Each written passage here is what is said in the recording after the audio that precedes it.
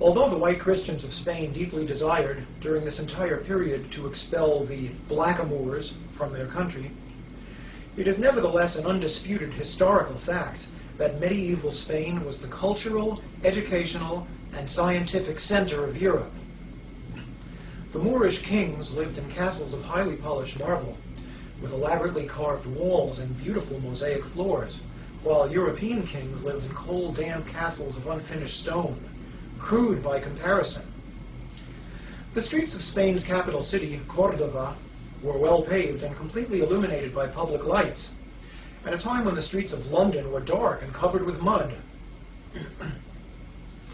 The Moors possessed all the knowledge of ancient Greece, which was lost to Europe until the Renaissance. They made important contributions to philosophy, medicine, mathematics, chemistry, astronomy, and botany. Doesn't sound like such a dark age after all, does it? There were academies for the rich, free schools for the poor, and libraries containing books from all over the world. The Jews of medieval Spain got along famously with the Muslims, and for them the sojourn in that nation is remembered as being the second most glorious period in their history, exceeded only by the glory of the reigns of David and Solomon in ancient Israel. Medieval Spain was the time and place of Maimonides and many of the other great Old Testament scholars whose works constitute the foundations of modern Jewish thought. Throughout the Middle Ages, the white Christians of Spain endeavored to thrust out the Moors. It took them until 1492 to do that. When Isabella and Ferdinand finally defeated the last Moorish king in Granada, in the same year that they financed Columbus's trip to America, they immediately expelled all Jews who refused to accept Christianity. This is not at all surprising. Since the Jews had actively supported the Moorish conquests, the Christians were not about to take any chances on losing what had taken them 800 years to regain. The day the last Moors and Jews were expelled from Spain was counted as a great day in Spanish history. But was it? It's true that Spain, largely through the strength of its navy, had achieved the status of a world power. But in less than a century, the Spanish Armada was defeated by England, and the nation went into a great decline. Now we're going to ask a very important question. During the Middle Ages, were Spain's Muslim rulers really black? It's almost inevitable that white people who have never been taught black history will ask this question. Were they really black? After all, Moors are kind of Arabic. They're not really Negro, are they? And the answer to the question is that there was more than one race involved. Again, as I told you before, in the beginning there was the Umayyad dynasty, and they were mainly Arabic, although there were some blacks there. But by about the time of the Crusades, the Umayyad dynasty became soft and complacent, and the forces of Christianity were rising up in Spain and threatening to overthrow Islam. A second dynasty of kings arose called the Almoravids. They came out of Senegal, which is right in the middle of Africa. That's about as black as you can get. They conquered Spain, and they were the rulers from then until the end. Centuries. There's no question that Spain was ruled by blacks, at least during the latter part of the Middle Ages. The third dynasty, the Almohads, was also a mixed dynasty. The greatest of the Almohad kings was a fellow who they called Al-Mansur, which means the Invincible. His actual name was Yaqub ibn Yusuf, which means Jacob, son of Joseph. Almost like a Jewish name. Al-Mansur arose at a time when the Christian forces were really rearing up and threatening to expel Islam. The Christians put together a huge army of 300,000 men at a place called Alarcos. Al-Mansur called together all the forces of Islam from all across North Africa, all the way to Egypt, and put together an army which beat the Christians at Al-Alarcos in one of the greatest battles in history. Now, Al-Mansur was the son of a man who was described as being of mixed race, but his mother was a full-blooded Negro slave from Senegal or Timbuktu. That makes Al-Mansur at least 75% Negro. And that's about as colored as any black man walking the streets of America today. So the answer to the question is yes, Spain was ruled by blacks, during the period when it was indisputably the cultural, scientific, and educational center of Europe, believe it or not.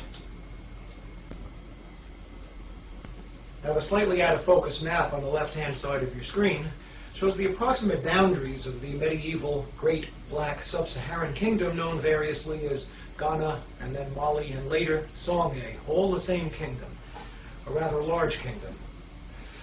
The yellow color shows the modern nation of Mali, which is, of course, much smaller. And right in the midst of it is a large black arrow showing the location of Timbuktu, the greatest city of that nation. I'd like to read you something about Timbuktu. This kingdom was originally called the Kingdom of Ghana. From about 300 AD up to the time of the Crusades, Ghana was a Jewish nation. This has been documented by the writings of one Eldad the Danite, whose works constitute the main historical source of information for this time or place. So this was a Jewish kingdom. Did you know that there were Jewish kingdoms in Africa? After North Africa was converted to Islam, an immensely lucrative trade developed between Ghana and the Islamic states to the north. In other words, the empire that was centered in Spain, which we talked about.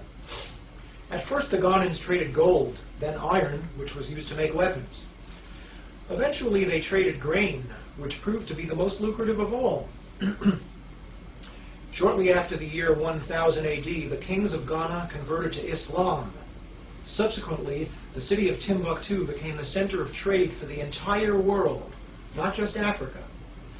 At that time in history, movement of goods across Europe from land was out of the question, because Europe was a collection of warring, barbarian states. So all goods from the east, and that means all goods period, because there weren't nothing being made in the west at that time, all goods from the east were brought to Egypt, where they were loaded onto caravans. The caravan routes all converged at Timbuktu, which, by the 15th century, had become one of the wealthiest cities in the world. From Timbuktu, the goods were transported 1,000 miles to the Atlantic coast, from where they were loaded onto ships bound for Europe. In the 14th century, the University of Sankore was founded at Timbuktu, and this city began to become one of the world's leading centers of academic learning. Ghana, which by then was known as Songhai, came to be known as the Mecca of the Sudan. By the year 1500, this empire in the heart of so-called darkest Africa had become the center of the Islamic world, at a time when the Renaissance in Europe had barely begun. The students of Timbuktu were sent out to the great Muslim universities of Spain, North Africa, and Asia, and the learned men of all races and nationalities were paid handsomely to come into Timbuktu to teach. The commodity which came to be the most profitable object of trade in Timbuktu was not gold or silver or grain, but books. It has been written that there were more books in the library of the University of Sankore than in all the libraries of Europe combined. It is also said that the entire body of male free citizens was literate. Leadership and authority were in hands of the learned scholars of the city. There was a legendary 14th century Muslim traveler named Ibn Battuta. He's kind of like the Marco Polo of the Arab world. And this is what Ibn Battuta had to say about Timbuktu, and I quote, "The inhabitants had a greater abhorrence of injustice than any other people. Neither the man who travels nor he who stays at home has anything to fear from robbers or men of violence." The driving force behind these developments was God and nothing else. Timbuktu arose as a Jewish empire and blossomed under the banners of Islam. There's no question about what the source of greatness was, not black skin color, but God. So maybe you're starting to understand what I mean when I say, whoever you thought you were, you're a Jew. We're out of time now. Please tune in next week when we're going to talk about the relationship between God and enlightenment. Are there two different ultimate realities, or are these two the same? Or maybe they're both wrong. If you want to know the answer to the question, tune in next week and find out. Thank you, and goodbye.